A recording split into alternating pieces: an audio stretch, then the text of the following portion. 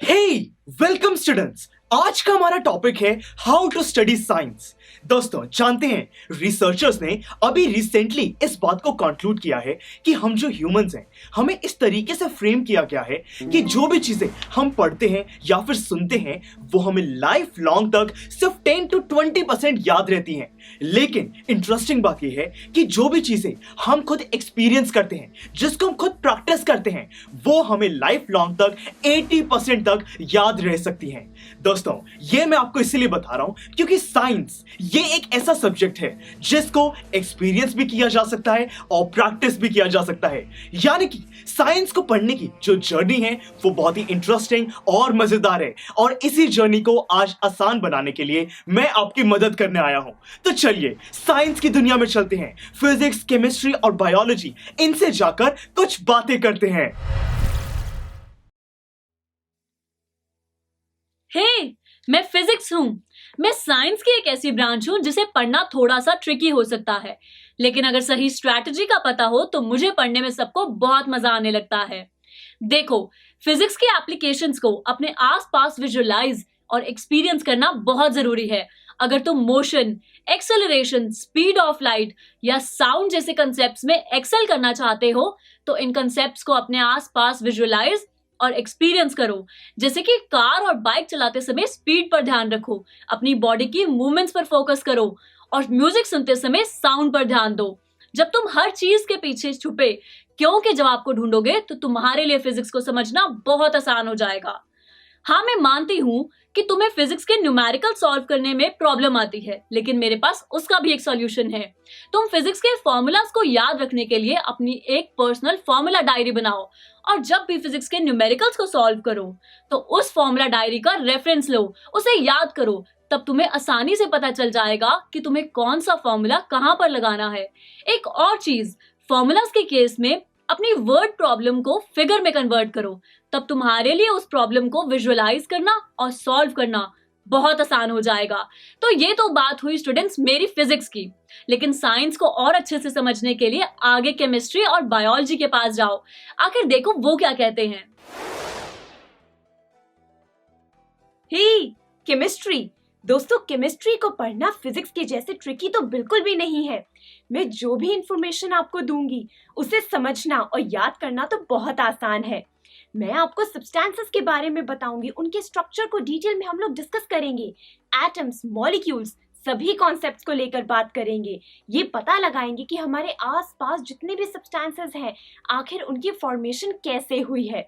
आप लोगों को बस एक चीज करनी है, केमिस्ट्री के सभी कॉन्सेप्ट्स में पैटर्न्स को ढूंढना है और इन पैटर्न्स को आप लोग ढूंढ सकते हैं दोस्तों लैब्स में जाकर एक्सपेरिमेंट्स को करके। देखिए, अगर आप सभी प्रिकॉशंस के साथ लैब्स में जाकर ऐसे एक्सपेरिमेंट्स करेंगे तो आपको केमिकल रिएक्शंस, केमिकल इक्वेशन से प्यार हो जाएगा। आपको केमिस्ट्री के कॉन्सेप्ट अच्छे से क्लियर हो जाएंगे, अच्छे से समझ आ जाएंगे। यानी कि फ्रेंड्स, हम ये कह सकते हैं कि केमिस्ट्री तो हमारी बॉडी की मसल की तरह है, जिसे जितना ज्यादा ट्रेन किया जाए उतनी ही ज्यादा वो स्ट्रांग बन जाती है, उतनी ही ज्यादा हमें समझ में आने लगती है।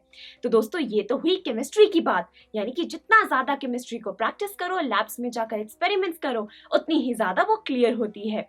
अब आप लोग आगे जाइए और जाकर बायोलॉजी से जाकर बात कीजिए।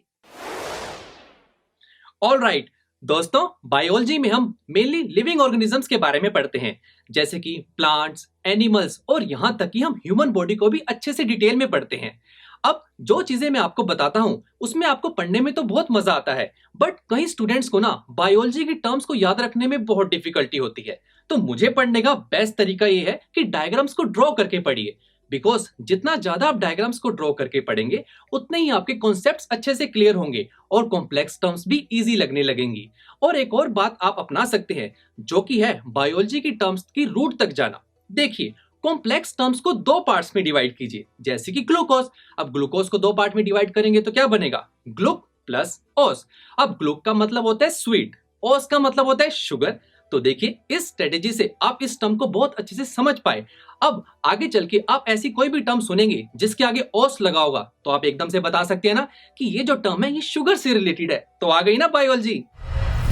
तो स्टूडेंट्स, अब क्या कहेंगे आप लोग? आई एम श्योर कि अब आप मेरी बात से अग्री करेंगे कि फिजिक्स, केमिस्ट्री, बायोलॉजी इन सब को स्टडी करना उतना डिफिकल्ट नहीं है जितना हम सोचते थे। आई एम श्योर कि अब आपको समझ आ चुका है कि साइंस को हमें विजुअलाइज कैसे करना है, ये फॉर्मूलाज और इक्वेशंस को हमें याद कैसे रखना है। तो चलिए स्टूडेंट्स, ये तो बात थी साइंस के डिफरेंट फील्ड्स की। अब अगर मैं ब्रॉड वे में बात करूं तो मेरा मानना तो ये है कि साइंस को हम कितनी हद तक समझ पाएंगे ये डिपेंड करता है हमारे सोचने के तरीके पर।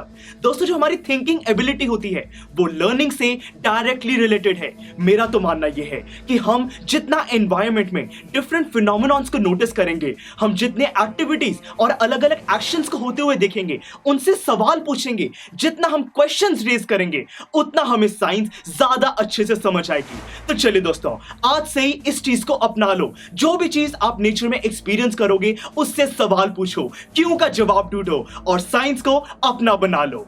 Welcome to the world of science. I am sure students, आपको ये लेक्चर बहुत ही पसंद आया होगा। तो अगर आप अपने हर कंसेप्ट को इतने ही मज़ेदार और इंटरेस्टिंग तरीके से क्लियर करना चाहते हैं तो डाउनलोड कीजिए हमारी PuStack ऐप, जहां पर आपके लिए और भी बहुत सारे ऑप्शंस अवेलेबल हैं, जैसे कि sample papers, back exercise solutions, written answers and much more. So what are you waiting for? Download the app now.